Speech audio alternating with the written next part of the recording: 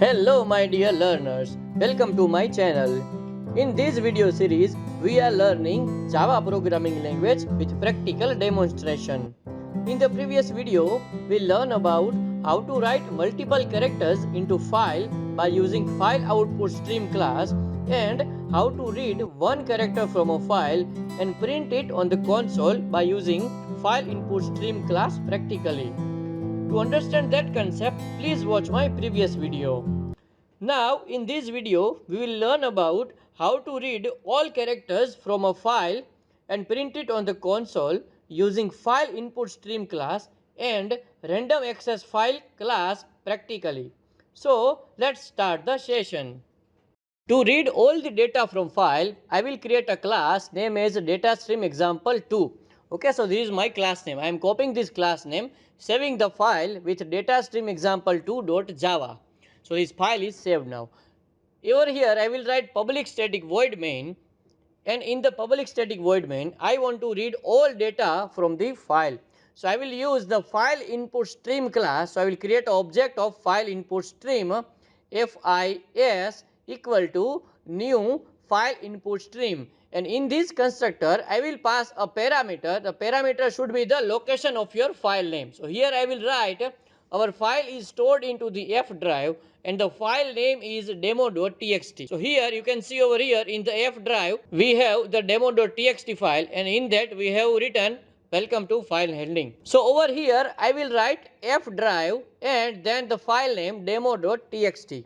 So this demo.txt file is available in the F drive.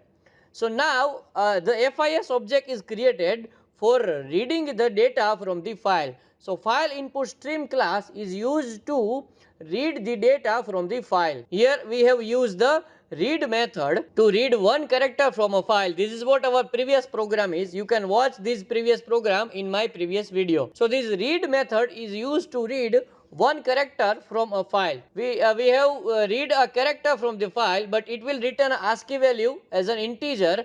So I have stored that ASCII value into the integer variable name as I, and then on the line number 7 I have done type conversion from integer to character. This is what we have done in our previous program. You can understand this program by watching my previous video. So in this program we have read only one character from a file. This read method will return the integer value of the character. So over here we need to read all the data from the file. It means all the characters from the file. So keep this point in mind. I will use a while loop for that. Here I will write fis.read. So as we know that the read method is used to read one character from a file, and this will return the ASCII value of the character. Here also we have done integer. We have taken integer I variable. Over here we also need to do integer I equal to 0 first, and then I equal to fis.read. So what we have done over here, we have read one character from a file and then we have stored this value into the I variable. Okay, so but this loop is not complete now. For the loop termination you have to do the condition. Okay, so keep this point in your mind. I will write brackets over here, and over here I have to write the termination condition of the loop.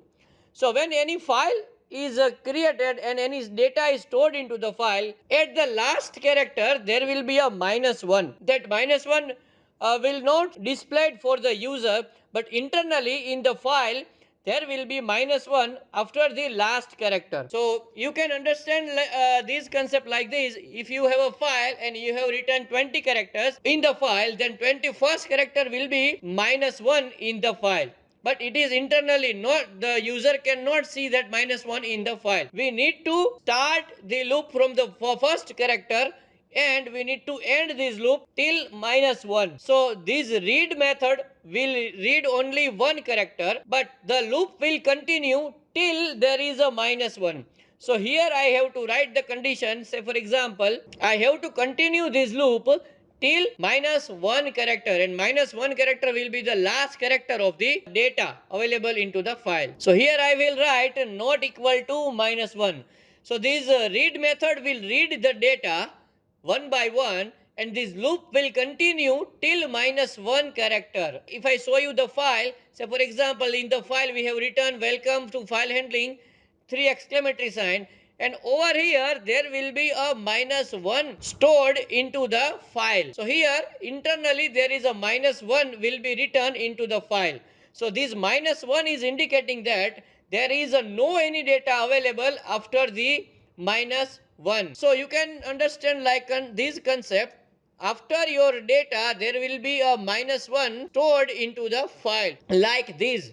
Okay, so welcome to file handling, and this is our data, and after that there will be a -1 character stored into the file. So when we want to read this data, so when this read method reads the data, and when there is -1, it means that the data is over now.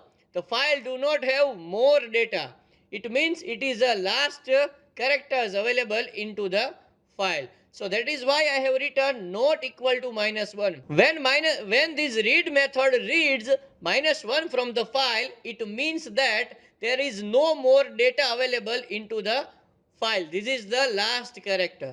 So that is why what I have written, if I equal to fis dot read not equal to -1. So this loop will continue till -1 available into the file. I hope you are understanding the structure and the continuity of the loop over here.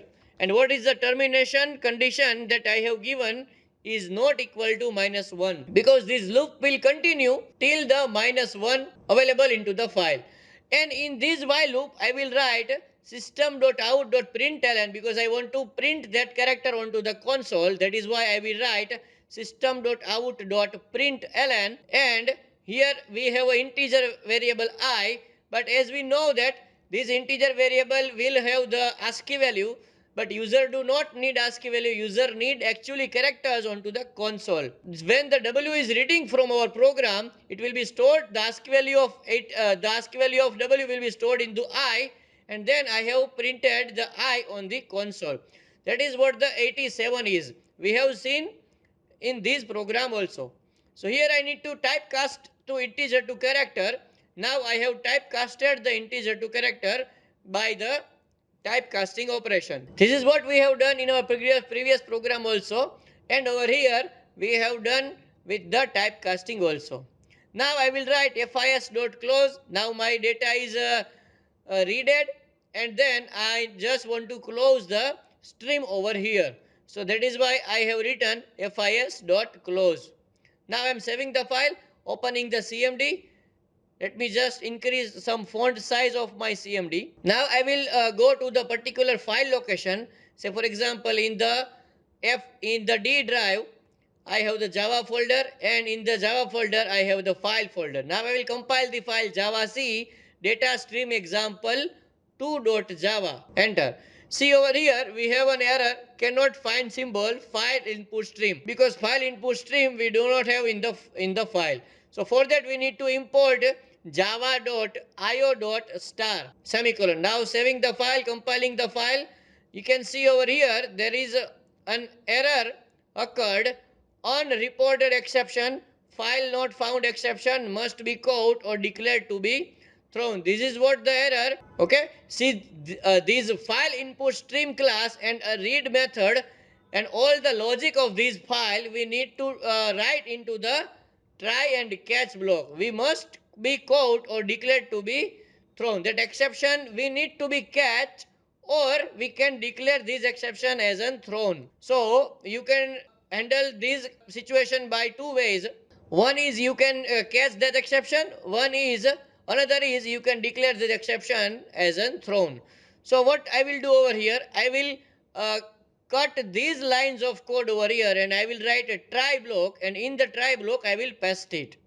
Okay, so this is the code I have written in the try block. Now I will write a catch block, catch exception E over here, and in the exception block I will write system.out.println, and over here I will pass the E as a parameter. Now I am saving the file. Now I am going to compile the file javac data stream example 2.java. It is compiled successfully. Now I am running the file Java datastream example2. So all the data of demo.txt will be we have printed on the console, but we have given print ln over there. So I will remove that and I will concatenating with the plus operator with a string. Now I will compile this file again and running this file again. You can see over here we on the console we are getting welcome to file handling. So all the data available into the file printed on the console. So this while loop is very important over here. Okay, so we have started the while loop from first character and then this loop will be continued till -1. All the data will be read by read method one by one, and this read method will return the ASCII value of the character. So that is why we need to typecast over here on the line number 8. So here we have read the demo.txt file. You can now read any file by using this program. Say suppose you want to read this file in the Java folder. There is a file folder and you want to read this file datastream example2. So over here you have to write datastream example2 dot java, and this file you want to read and print on the console. So here I have to write in the D drive I have the Java folder. So I have to write, I am copying this location and pasting in my code. Okay, so here I have to provide the location of the file. In the D drive I have the Java folder. In the Java folder I have the file folder, and in the file folder I have the file name as, say for example, file operation demo1. I am copying this file name and paste it over here .java. So when I am saving the file now, so this program is used to read any file and print on the console. Now I am compiling the file. Now I am running the file. See over here we are getting into the output. All characters are file operation demo1 file printed onto the console. So this file operation demo1.java is a file. All the data of that file we have read and print on the console. So that is how you can read any data, any file and print it on the console. Now we will discuss about the random access file. A file input stream can be used to read from file, and file output stream can be used to write to a file. We may be interested in reading and writing to the same file. For this, we have a class called RandomAccessFile, which can be used for reading and writing to the file. So now we want to read and write the data from the same file. At that time, the RandomAccessFile class will be used. So to read the same file and to write the data in the same file, the RandomAccessFile class will be used. The RandomAccessFile implement closable data input and data output interface. There are two constructors of the RandomAccessFile. One is a file and a mode, one is a with a file and another mode. Constructor takes name of the file as a parameter and mode as a parameter. So there will be a two parameter of the constructor, a file name and a mode. So the mode can be R, RW and RWD. So there is a method of the random file, seek, get file pointer and a length. These three methods are available into the random access file class, and two constructors are available for the random access file class. It maintain a file pointer. Okay, so this random access file will maintain a file pointer to read and write. You can seek your file pointer at the any position of the on the file. The file pointer indicates the position within the file where the next read or write operation will be done. Initially the file pointer is at 0 position. Keep this point in your mind. Initially the file pointer will be at the 0th position. It will be at the 0 position on the file. So that seek method, you can move your cursor by using the seek method. So this get file pointer method is return the current value of the file pointer. This method will return where is our file pointer actually available in the file. Where is our file pointer locating in the file. Currently my cursor is available in the 0 position. Now I am seeking my character to the particular position. So if you want to seek your cursor, the seek method will be used. Current value of the pointer can be changed by using seek method, and length method return the size of the file in the byte. So if you want to know what is my size in bytes, the length method will be used. For that, I will create a class. Say for example, class name is random access file demo. Okay, so I am copying this class name and I am saving this file. The file name is randomaccessFileDemo.java. Okay, so now I will write public static void main over here. First of all, I will create an object of the random access file.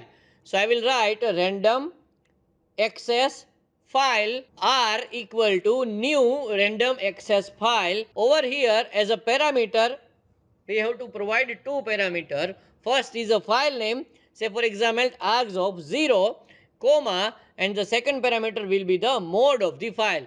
I want to open this file as a read mode. So now the object is created for the random access file class. Now I will write system dot out dot println r dot length. So first of all I will give you the demonstration for the length method.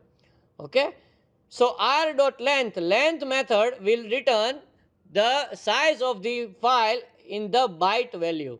So I am saving the file. Now I am going to compile the file. I am closing this file first, and now I am going to compile the file javac random access file demo.java. Okay, see over here, cannot find symbol. So random access file class, we have to import java.io.star. Now you can see unreported exception, file not found, it must be caught or declared to be thrown. You can handle this situation by two ways. Write this code in the try block, otherwise you can handle by the thrown. So now I am giving you the another way. Second way, I will throws that exception over here. So I will write public static void main throws exception. So all the exception is thrown over here. Now I am compiling the file. It is compiled successfully. This is what the throws keyword is used over here. Throws keyword is used to convert your compile time exception to runtime exception. Now I am running the file. When I am going to run the file, there is an exception occurred. What is the exception? Array index out of bounds exception. Because in our program we have used argument of 0 from the console, but we do not have provided when we are running the file. So for that, when we are going to run the file, we need to provide the file name as a parameter over here. So I will run this file again.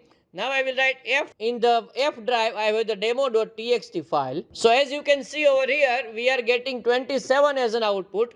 But this 27 as we are getting as a byte value.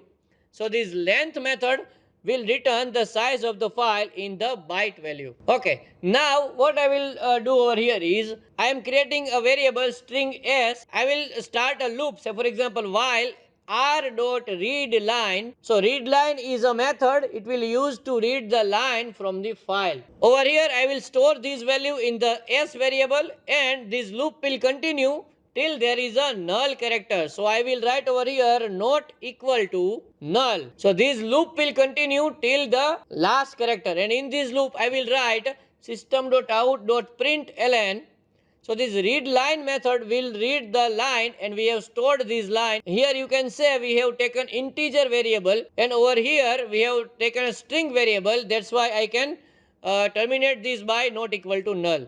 In the println, I will write this s variable. I am saving the file. I am compiling the file now. javac randomaccessFileDemo.java. Now running the file with a parameter. You can see over here we are getting all the data in the console. So we have read the line from the file, and we have printed that line on the console. So this is how you can read your data available into the file. So now you can understand that when you read the data, at last your cursor will be in the last position. Your cursor will be at the last character on the file. Now I am seeking the characters. I am seeking the file pointer to the 10th character. Okay. So now what I have done, seeking my file pointer into the 10th character, and then we are going to read the data from the file. So I am compiling, I am running now. You can see in the output we are getting only file handling. We do not getting welcome to file handling. Why? Because we have seeked our file pointer to the 10th character. So after the 10th character, we are getting the all data from the file. So the seek method is used to move your file pointer into the particular location. I will print over here system.out.println r.getFilePointer. So there is a method named as getFilePointer. So this getFilePointer method will return the location of the file pointer.